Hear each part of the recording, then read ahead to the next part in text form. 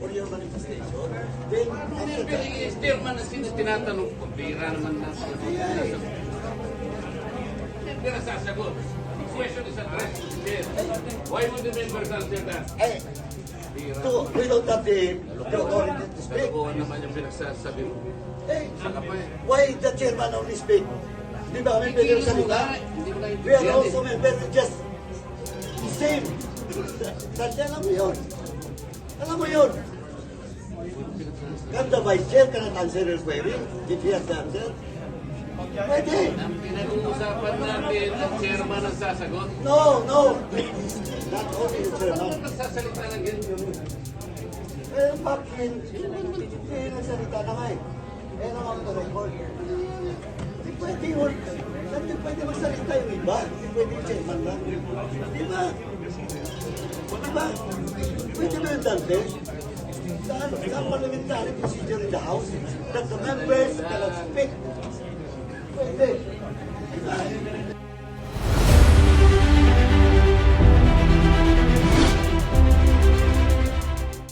Cong Marcoleta, you're now recognized. Salamat po, Madam Chair. Yung hindi po pagdating ng ating pangalawang Pangulo ngayon, ang suspecha ko po ay dahil sa nangyari na mga pagtatanong nung nakaraang pagdinig.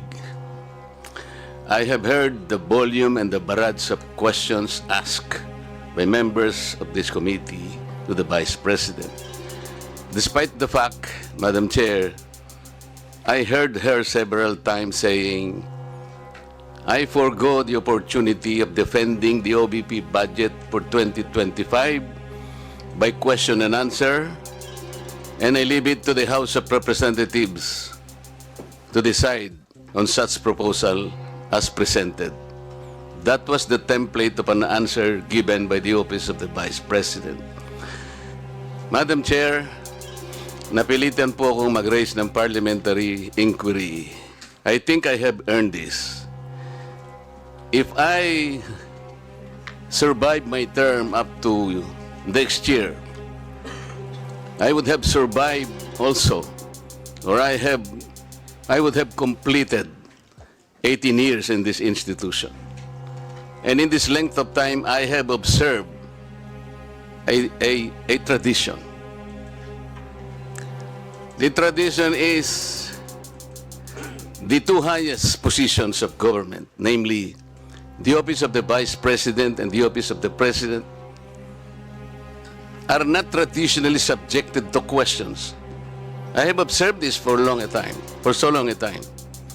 May I refresh the memory of the members of this committee, Madam Chair. In 2022, the Minority Leader, Honorable Libanan,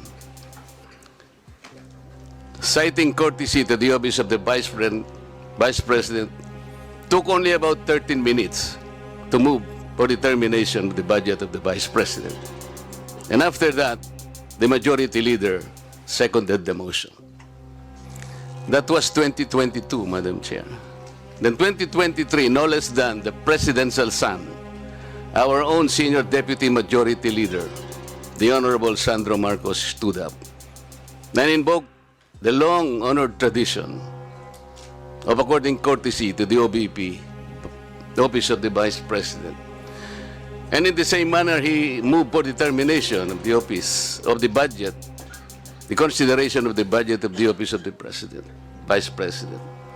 I also recall, Madam Chair, that it was terminated. And with the full consternation of Honorable Franz Castro, who then objected, but her objections were never heard until she moved to make up record by way of manifestation her objection. But the committee collectively said, you can no longer do that because there was already a termination of the hearing. This is the time-honored tradition, Madam Chair. For so long a time, we have kept and observed this. We have upheld this tradition. My question is this committee authorized to set aside or discard the tradition? That is the question. Your Honor, such motion was not introduced in the last hearing. I'm now introducing the motion, Madam Chair. I To second, terminate- Madam Chair. To terminate the consideration of the budget of the Vice President, Madam Chair, on the basis of the long and time-honored tradition, Madam Chair. In order for us to respect a tradition in the same manner that we have respected the tradition here, that the first to interpolate every time is the member of the minority. That is the tradition. We have not yet discarded that. We're observing that because we are honorable members of this Congress. So the question is, why have we discarded that tradition? Is this committee authorized to set aside the tradition? If we are not able to do that, Madam Chair, then I honorably, respectfully now move to terminate consideration of the budget of the office of the Vice President, and I so move.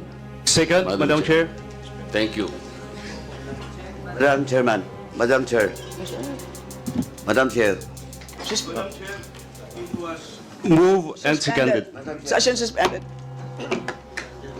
Please repeat your inquiry.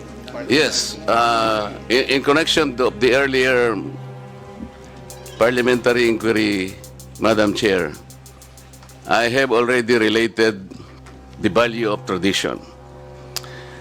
Parliamentary procedures, Madam Chair, grow from or are enriched by traditions, experiences, and precedents collectively gathered by the House of Representatives over years, and the institution keeps them well.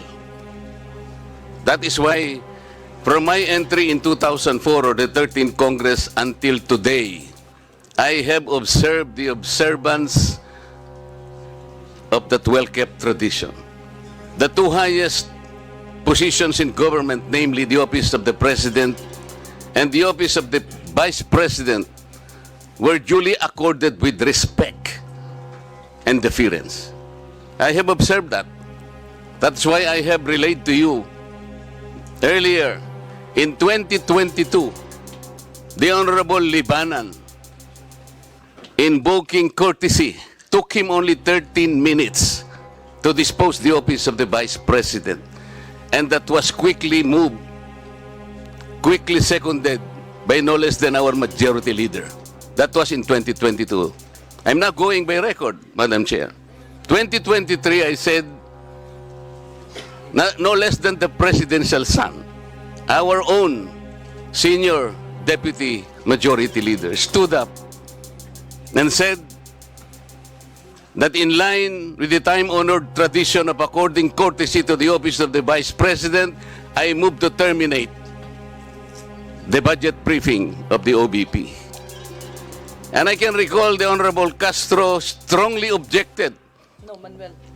No, that's in 2023. This is by the record.